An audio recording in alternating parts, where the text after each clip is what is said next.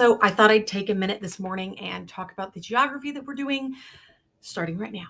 So if you've been around here a while, you know that we kind of start our CC cycle as soon as the last one stops. So we have completed Classical Conversations Cycle 2, which is for geography, European geography, and a little bit of Asia. And for that, we did Memoria Press Geography 2 along with the CC stuff. And it's great. And we have a nice, big, beautiful folder of all of her map drawings. And it was absolutely lovely. This year, we are going back to the United States geography, which is great because I was, quizzing her a little bit like a couple months ago and realized, oh my goodness, she's like forgotten a lot of this stuff. But she's going into fourth grade and she hasn't done it since kindergarten, so it kind of makes sense. Or I guess that was first grade. It's kindergarten, first grade when she did cycle 3. So we're back on cycle 3. There's a reason why we cycle through these things, because you really do need to go over it over and over and over again before it really cements in your head. She still knows her states and capitals better than I did when I was a little kid. So good for her. Good for CC. It works. All right.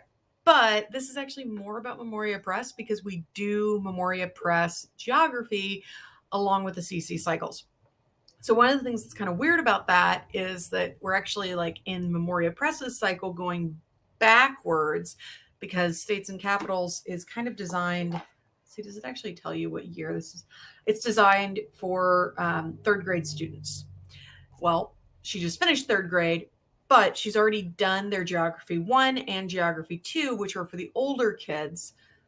So we're going backwards, but it's because we try to align them with the CC cycles, because that's what we do in co-op. So, all right.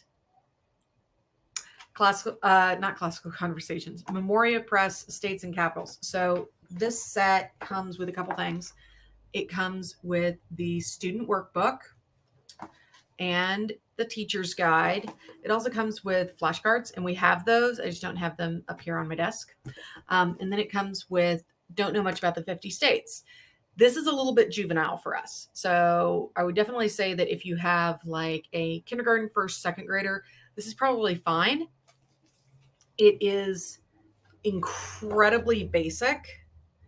Although I do know that a lot of homeschool programs actually get more basic when you get to like third grade, fourth grade, because the kid's doing it independently. So I do really like this because she can do a lot of it independently and go through here, and it's teaching her how to use a reference book, and okay, this is where, and every single page is formatted the same. This is where it says the state's name. This is where it says the abbreviation, the nickname, the statehood, capital, state flower, state bird.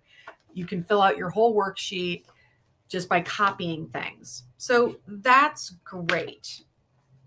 And what I love about Memoria Press is that the teacher's guides are literally just the student guide with everything filled in. So I've even on occasion when I have her, she comes to the office with me sometimes when dad needs a break, and I have her just sit at this extra desk I have in my office because I have a private office. And I'll just give her the teacher's guide, and she's like, okay, here's your student guide. Here's the teacher's guide. You're doing copy work today. Fill this out. And then I put on, like a YouTube video about the state, which like Homeschool Pop has all the states have YouTube videos, and they're cute. And the guy's voice is a little patronizing, but I think that's his actual voice. So it's cool. Then in addition to that, actually, I'm going to go to the next slide so this video isn't super long and takes forever to upload. So I'll show you more on the next page. Okay, so what we're doing to supplement the kind of easiness of the Memoria Press stuff. Easiness? I don't know. I'm kind of foggy-headed this morning. The boys were a lot last night. So we're adding in this book and this book. So this book is newer and prettier and a lot of fun and has beautiful illustrations, but it doesn't actually tell you all that much about the state. So this is Greetings from the 50 States, How They Got Their Names by Sheila Keenan and illustrated by Selena Alco, and it's a Scholastic publishing book. It's super pretty. It is kind of funny, and it gives you a little bit of history, but it's memorable and it's cute. So we read this because usually what I do is I read through this while she's filling out this. And because filling out the workbook actually takes her a long time, she will have been done with this in the first like 3 minutes. And then she's using the interior of it to fill out her worksheet. So then I get bored and I need more to do. So, and I also want her to have information in her head that's related to what she's doing, or she'll get that like ADD thing where she just kind of stares off into space and she's thinking about something totally unrelated. And then her worksheet, instead of taking her half an hour to fill out, takes her 3 hours because she hasn't written anything in the last 15 minutes because she was thinking about unicorns or whatever. So then I really like this one. So this is really old and beat up, and I really appreciate that no one who's used this. So this was published in 2000. So it's 23 years old now. That's crazy. But this is Mark Twain Publishing's 50 States and Territories. And it's a geography activity book. No one who's done it has actually filled anything out. So we all do it verbally, which is great. But it has long form writing about the state, quick facts, the state flag, activity suggestions, research topic suggestions, and comprehension questions. And you fill that out for all the states. And it even goes into all the territories, which I think is really cool. It has blank maps at the back to work with. It has answer keys. So it's really a great resource. And it's designed for 5th to 8th grade plus. But we read this and then we verbally go through all the comprehension questions to make sure she was listening. So those are our extra 2 books. Okay, so the last little things that we're using for geography this year are the Trivium. Oh, these are like super bright. There. The Trivium at the table things from CC. I got a picture on the slide. You can see it. We use those to do kind of drill work and map copying. And what we do with the map copying is we do them on tracing paper, and we put them into a 3-pronged folder.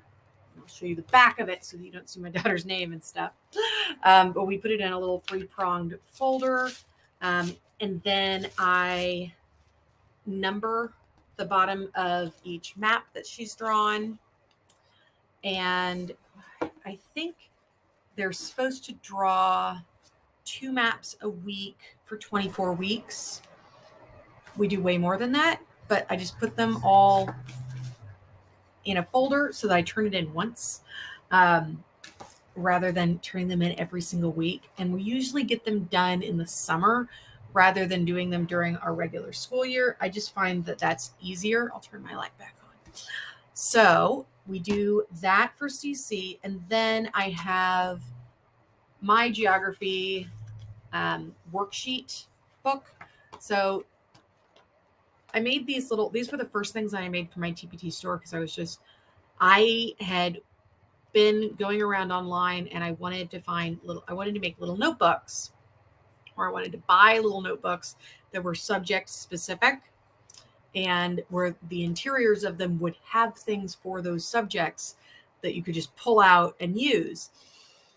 And I just wasn't finding what I really wanted, so I just made it. And then I was like, oh, I should, other people might want these. So I threw them up on TPT for like free or like $1 or something. But this is how I envisioned them working. So you print it out, you laminate it, you staple it to the front of your 3-pronged folder, and then you can put your notebooking pages inside, and then you have a little notebook that you can just pull out whenever you're doing stuff. So like this one's a geography notebook, so it has a bunch of blank maps. And in CC, you have to label a minimum of 5 things per map.